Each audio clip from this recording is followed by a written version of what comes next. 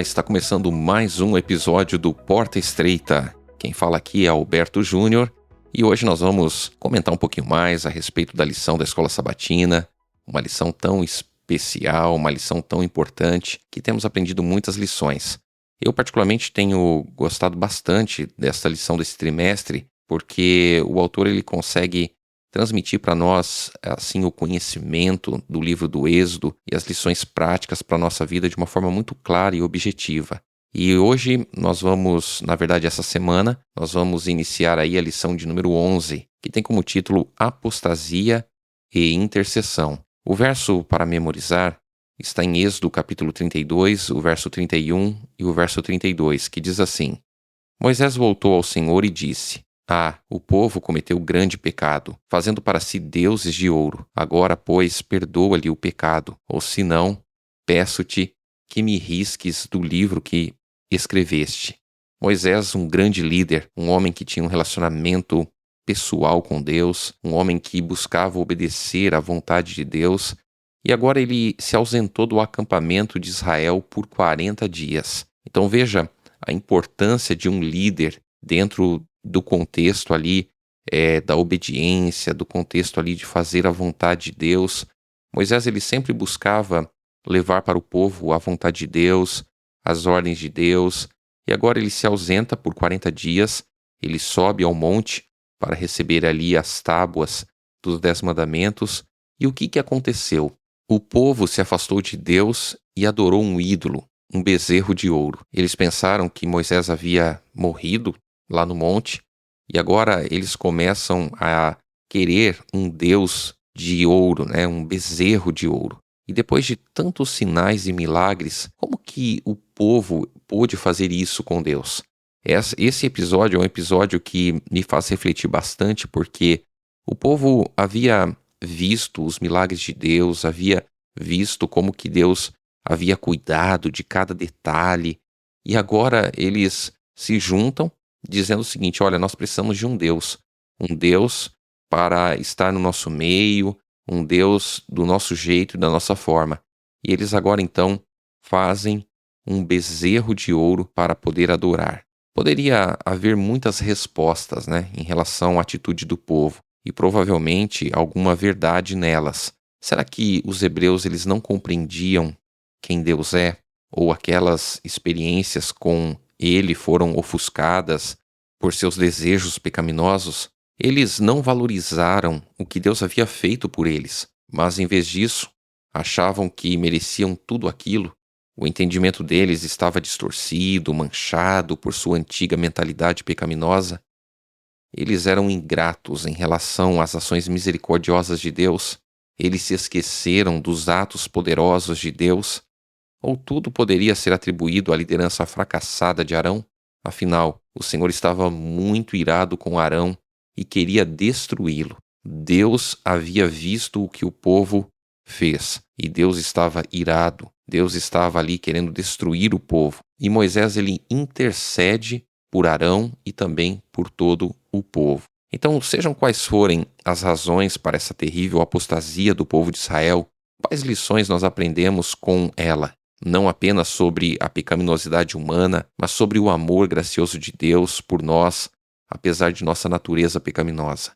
Muitas vezes nós nos deparamos com as bênçãos de Deus, com o cuidado, com a proteção de Deus, mas às vezes parece que a nossa fé, a nossa confiança não está no Senhor, porque duvidamos do cuidado e da proteção de Deus na nossa vida. Na lição de domingo, o título Liderança Fracassada. Então, Deus ele chamou Moisés para passar 40 dias e 40 noites com ele. Para Moisés, pode ter sido um tempo curto, mas pareceu longo demais para o povo. O líder humano ele estava ausente, e as pessoas ficaram desorientadas, impacientes e inseguras. Queriam ter alguém visível que as guiasse, semelhante aos deuses, entre aspas, que tinham visto durante a vida de idolatria no Egito. E nós temos então a primeira pergunta, que está fundamentada em Êxodo, capítulo 32, do verso 1 a 6. Como foi possível que a liderança de Arão falhasse de maneira tão gritante? Arão, ele estava ali liderando o povo na ausência de Moisés, e como que Arão simplesmente cedeu a pressão popular, a pressão das pessoas que estavam ali dizendo para ele: olha, nós queremos um Deus que nós podemos ver, podemos tocar. Então, com a pressão do povo, Arão cedeu às tendências pecaminosas. Ele não tinha o caráter necessário para enfrentar aquela situação. Arão, ele não esteve à altura da situação. Ele falhou em aproveitar o momento e fazer o que era certo diante de Deus. Em vez de confiar no Senhor, o que Arão fez? Ele cedeu à pressão da maioria. O povo exigiu o inimaginável. Levante-se, faça para nós deuses que vão adiante de nós. Êxodo 32, verso 1. E Arão, ele concordou. Ele tinha que dizer para o povo: olha, nós não podemos fazer isso. Nós vamos desagradar a Deus, nós vamos pecar contra Deus. Arão deveria fazer aquilo que era certo, aquilo que era correto. Mas, infelizmente, ele cedeu à pressão popular. O povo voluntariamente deu ouro para fazer o ídolo. Ele não apenas deixou o povo fazer o que queria, mas ele também começou a convidar ali o povo para doar, para que eles pudessem construir o Deus de ouro. Arão fabricou o falso Deus. Depois, o povo declarou, em Êxodo 32, verso 4, são estes, ó Israel, os seus deuses, que tiraram você da terra do Egito. Isso foi algo pecaminoso, perverso e cego. Os hebreus, eles tinham acabado de fabricar aquele ídolo e então declararam que ele os havia libertado. Não é incrível como desejos pecaminosos eles podem distorcer pensamentos e ações? As pessoas celebram suas próprias criações, enquanto sua humanidade e moralidade se degradam nesse processo. O povo tinha visto o poder de Deus, o amor de Deus, o cuidado de Deus, mas mesmo assim, o povo se afastou do Senhor, o povo se distanciou daquele que tem todo o poder, que tem toda a glória e toda a majestade. O povo de Israel não é diferente de nós hoje. Nós temos hoje, talvez, realidades diferentes, contextos diferentes, mas nós também podemos cair nos mesmos erros de Israel. Podemos cair nas mesmas falhas, e é por isso que nós precisamos nos perguntar: será que nós temos sido fiéis a Deus? Temos obedecido a sua palavra?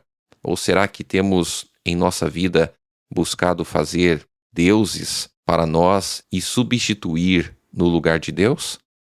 A lição de domingo, ela traz uma citação do livro Patriarcas e Profetas, na página 267, que diz assim: uma ocasião tão crítica como essa exigia um homem de firmeza, decisão e coragem inflexível, um homem que considerasse a honra de Deus mais importante do que o favor popular, a segurança pessoal ou a própria vida. Contudo, o então líder de Israel não tinha esse caráter. Arão, com fraqueza, apresentou objeções ao povo, mas sua hesitação e timidez no momento crítico apenas o tornou mais decidido.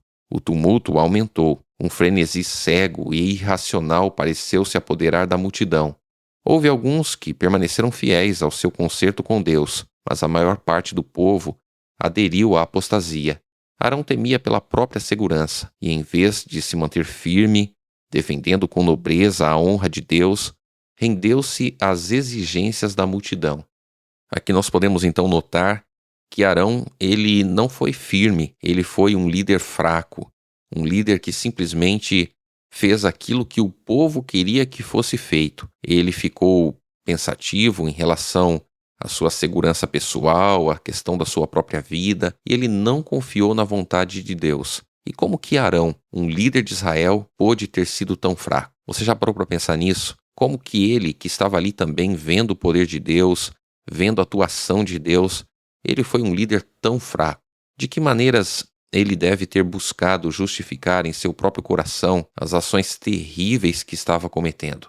Arão sofreu bastante por essa situação, e Moisés ele intercedeu por Arão e intercedeu também pelo povo. Precisamos fazer aquilo que é da vontade do Senhor. Precisamos ser firmes nas nossas decisões, nas nossas convicções. Nós não podemos ceder àquilo que as pessoas pensam, àquilo que as pessoas querem. Precisamos estar fundamentados no assim diz o Senhor. E é isso que vai fazer toda a diferença.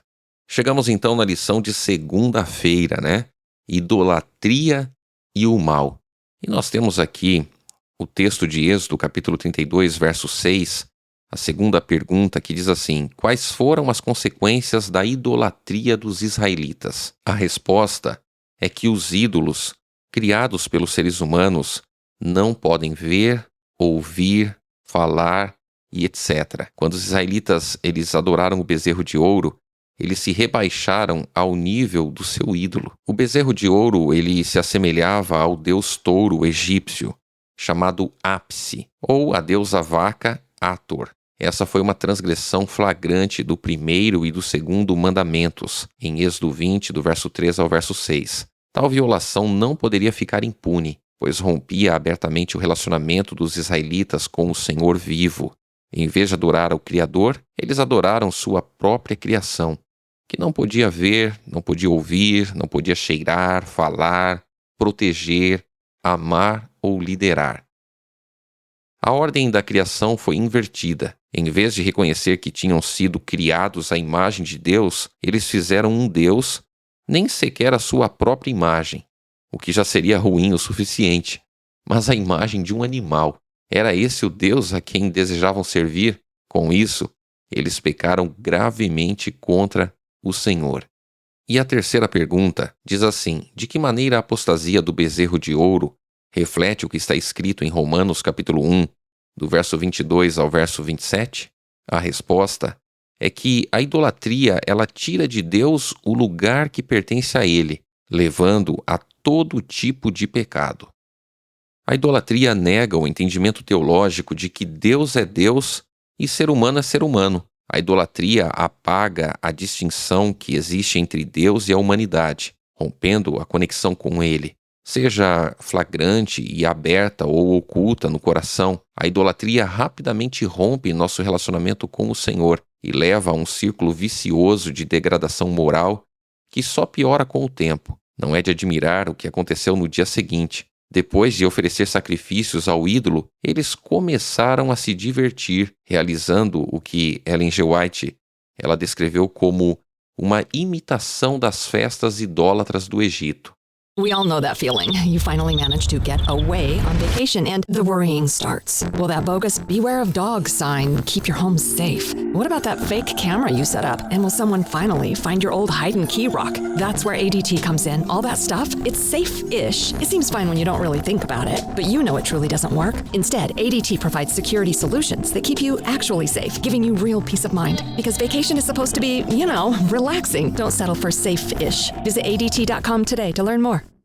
Os seres humanos são especialistas em fabricar seus próprios ídolos. Eles criam seus próprios deuses, o que já é ruim o suficiente, mas depois vão e servem a esses deuses. O Criador é substituído por coisas que mais cedo ou mais tarde levam ao declínio moral, e nós podemos fazer uma reflexão para a nossa vida. Tudo aquilo que nós colocamos acima de Deus, colocamos como prioridade, se torna para nós um ídolo, se torna para nós um Deus. Isso pode ser um familiar, pode ser um cônjuge, pode ser um filho, pode ser uma casa, um carro, pessoas. Tudo aquilo que nós priorizamos na nossa vida, tudo aquilo que nós substituímos, colocamos em primeiro lugar, pode se tornar um ídolo para nós. E é por isso que deve haver uma reflexão em relação a essa questão, porque às vezes nós estamos deixando as coisas de Deus de lado. Estamos priorizando a família. Não que não seja importante você priorizar a sua família, claro que é importante. Mas quando você coloca a sua família acima de Deus, a sua família se torna um ídolo para você. Às vezes nós podemos estar tão focados ali no nosso trabalho, nas nossas atividades, e nos esquecemos da comunhão pessoal com Deus, não temos tempo para as coisas de Deus. Isso nos mostra que muitas coisas boas, elas podem tomar o lugar de Deus, e ao tomar o lugar de Deus, elas acabam se tornando um ídolo para cada um de nós. Deus, ele precisa estar no centro da nossa vida. Precisamos obedecê-lo, amá-lo, precisamos dedicar tempo para Deus. E sabe, aquilo que é prioridade para nós sempre vai tomar mais o nosso tempo. Então, tente analisar qual é o tempo que você passa com Deus, qual é o tempo que você dedica para Deus? Qual é o tempo que você separa para você estar na presença do Senhor, para poder estar na igreja, para poder viver ali os princípios de Deus para cumprir a missão, comparado àquilo que nós gostamos de fazer, né? O lazer, o momento de interação com outras pessoas. Lembre-se, tudo aquilo que nós substituímos, colocamos no lugar de Deus, mais cedo ou mais tarde, vai se tornar um ídolo na nossa vida. E nós precisamos adorar o único Deus, Criador dos céus, da terra e de tudo o que neles há. Então, quais são algumas maneiras pelas quais os seres humanos hoje adoram a criatura em vez do Criador? Já parou para pensar nisso? Em vez de adorar o Criador, muitas vezes estamos adorando quem? A criatura. Às vezes, quando você idolatra uma pessoa, quando você muitas vezes deposita toda a sua confiança em pessoas, você pode estar correndo o risco de estar adorando a criatura em vez do Criador. A lição de terça-feira tem como título Corrompidos pela Idolatria. Então a pergunta está fundamentada em Êxodo, capítulo 32, o verso 7 a 8, que diz assim: Por que Deus enviou Moisés de volta ao acampamento de Israel? A resposta da pergunta 4 é que o Senhor enviou Moisés para lidar com a rebelião e a apostasia do povo e para chamá-lo ao arrependimento. Ao se voltarem para um ídolo, os israelitas eles estavam no processo de se divorciar do verdadeiro Deus, que os havia libertado do Egito. O Senhor colocou a culpa diretamente sobre eles, dizendo que o povo se corrompeu, chegando a atribuir a essa estátua a libertação do Egito. Que contradição direta ao que Deus havia dito a eles. Essa negação da presença de Deus e de seus atos poderosos era bastante grave. Seus pensamentos e sentimentos estavam distorcidos e completamente corrompidos. Segundo Ezequiel, a idolatria está no âmago da ruína do povo de Deus, e a partir daí surgem os outros pecados. Muitas vezes, nos perguntamos por que Israel era tão ingênuo e incorrigível quando se envolvia na adoração de ídolos criados pelo ser humano. Temos certeza de que nunca faríamos algo assim. Mas será que estamos livres da idolatria? Os ídolos atuais eles podem ter diferentes formas, mas eles têm a mesma essência se você parar para pensar. Ídolo é o que colocamos no lugar de Deus, e mesmo sabendo que não é certo, ainda assim o adoramos repetidamente. O ídolo captura nossa imaginação, afeições, tempo e mente, mais do que Deus. Pode até escravizar nossos pensamentos. Nós nos tornamos aquilo que contemplamos e não seremos melhores do que o Deus, entre aspas, ao qual servimos. Se o Senhor não estiver no centro de nossa vida, algum outro Deus preencherá o lugar dele. Se não desfrutarmos e cultivarmos a presença viva de Deus, desfrutaremos e dedicaremos a nossa vida a outra pessoa ou a alguma coisa. O que colocamos no lugar de Cristo pode ter diferentes formatos: o orgulho, o egocentrismo, dinheiro, poder, sexo, comida, televisão, drogas, álcool, pensamentos impuros, pornografia, prazeres, trabalho, esportes, família, videogames, filmes, compras, ideologias, política, música, posição social, títulos, diplomas e assim por diante. A lista praticamente ela não tem fim das coisas que nós podemos substituir e colocar no lugar de Deus. Somos muito criativos e inventivos a esse respeito. Podemos transformar qualquer coisa que seja boa, bonita e importante em um ídolo. A idolatria é extremamente perigosa, porque transforma a nossa personalidade, a maneira de pensar, afeições e vida social. Ela muda nossa identidade e substitui relacionamentos pessoais verdadeiros por interações vazias e, em última análise, sem sentido que, no fim, são incapazes de nos salvar. A lição de quarta-feira tem como título A Justa Ira de Deus. O texto está em Êxodo capítulo 32, verso 9 a 29. Qual foi a reação de Moisés diante da ameaça de Deus de destruir Israel? A resposta para essa pergunta é que Moisés ele repreendeu os israelitas e intercedeu por eles, destacando que eles eram o povo de Deus. Enquanto Moisés ele estava lá no Monte Sinai, Deus disse que iria destruir os rebeldes e faria dos descendentes de Moisés uma grande nação. E Deus poderia fazer isso. Mas não era isso que o líder hebreu desejava, não era isso que Moisés queria. Em vez disso, o que Moisés faz?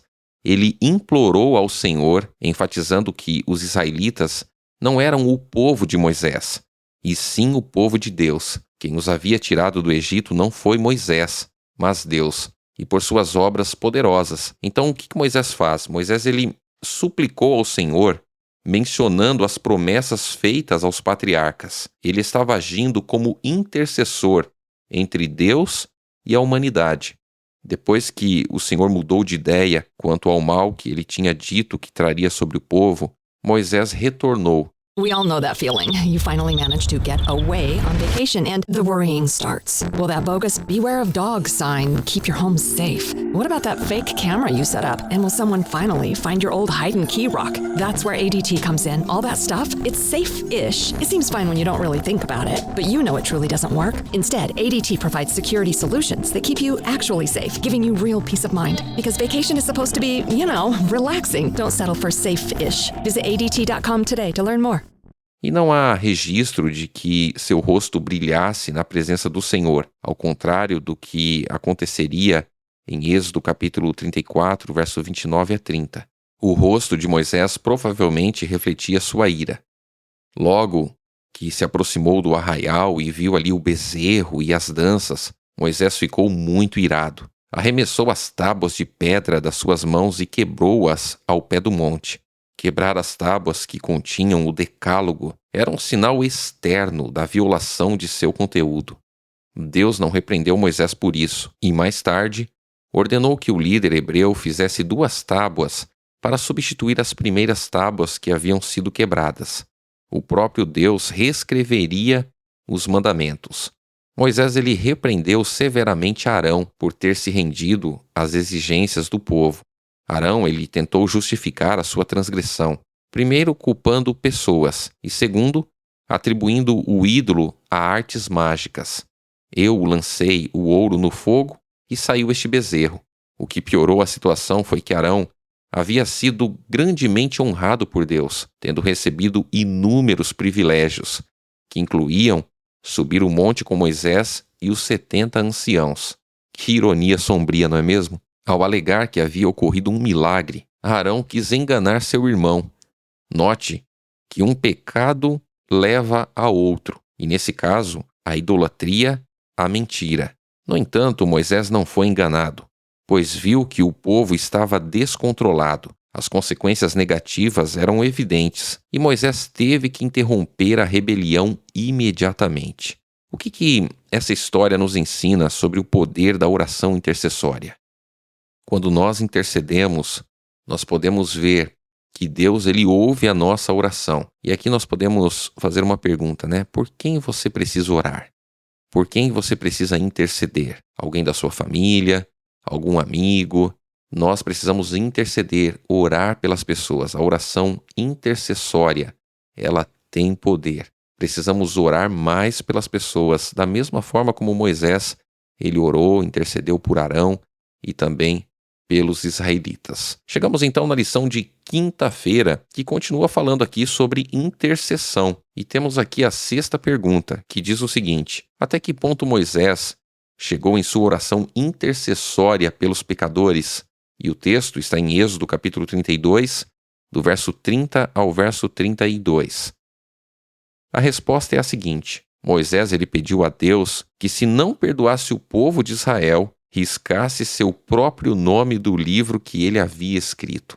Olha que interessante. Moisés, ele não se isentou da situação. Ele simplesmente intercedeu pelo povo e assumiu uma função de líder neste momento, um líder espiritual.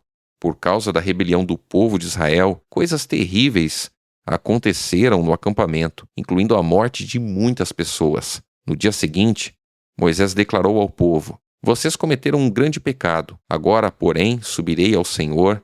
Talvez eu possa fazer propiciação pelo pecado de vocês. Êxodo 32, 30. Moisés voltou ao Senhor e disse: o povo cometeu grande pecado, fazendo para si deuses de ouro. Agora, pois, perdoa-lhe o pecado, ou se não, peço-te que me risques do livro que escreveste. Êxodo 32, verso 31 a 32. Não é de admirar que Moisés ele seja um tipo ou um símbolo de Cristo, por causa de sua oração intercessória pelos pecadores e sua disposição em oferecer sua vida por eles. Ele refletiu o que Cristo faria por todos nós, que compaixão exemplar pelos transgressores. Ele demonstrou dedicação total ao Senhor e a seu amor sacrificial pelas pessoas. O livro de Êxodo não declara quanto tempo Moisés ficou com o Senhor no monte dessa vez, mas Deuteronômio revela que ele esteve no Sinai por 40 dias. Em Êxodo, capítulo 32, verso 32, a palavra traduzida como perdoar também significa carregar ou tomar sobre. Isaías 53, 4 aplica o mesmo verbo a Jesus. Certamente ele tomou sobre si as nossas enfermidades. Que revelação poderosa sobre o processo de salvação e perdão e o que custou a Deus nos salvar. Moisés estava pedindo ao Senhor que tomasse sobre si o pecado do povo. Exatamente o que ele faria na cruz muitos séculos depois. Êxodo 32, 32 não só apresenta a ideia de expiação substitutiva, mas também explica quem é o substituto, o próprio Deus.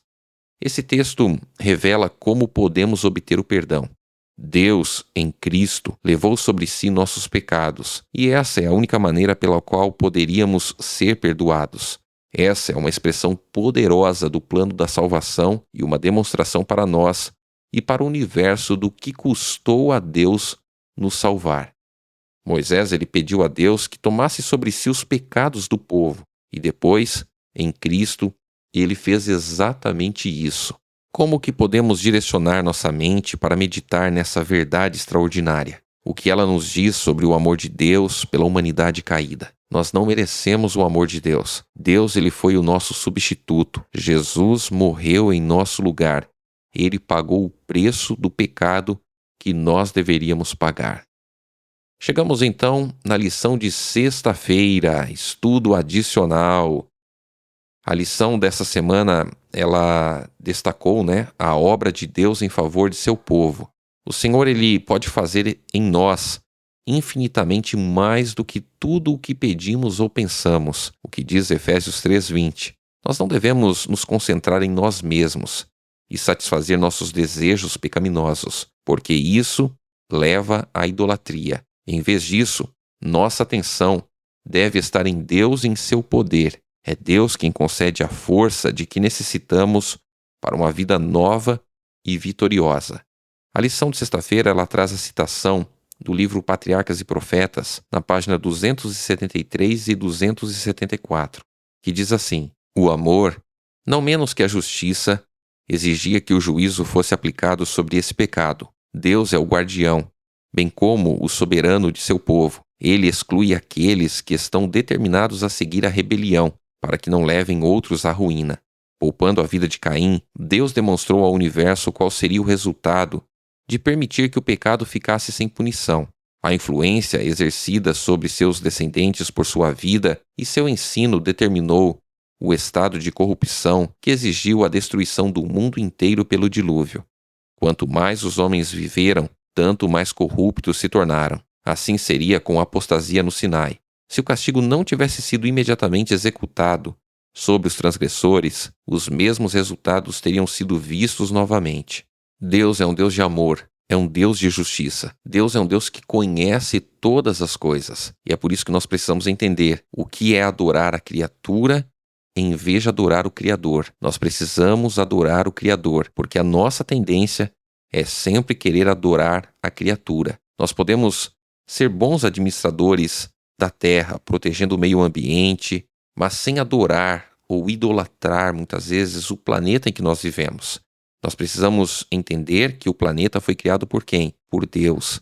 Precisamos adorar o Criador de todas as coisas.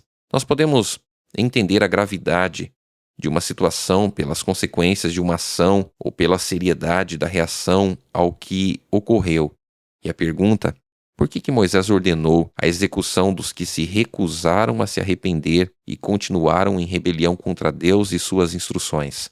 A resposta é que eles haviam se rebelado contra Deus. Eles escolheram viver no pecado escolheram viver o mal e por isso Deus trouxe a eles o juízo, a execução. E por que a expiação substitutiva é a única maneira correta de entender o que aconteceu na cruz? Jesus, ele morreu para nos salvar. Ele se entregou por cada um de nós. Ele intercedeu por cada um de nós.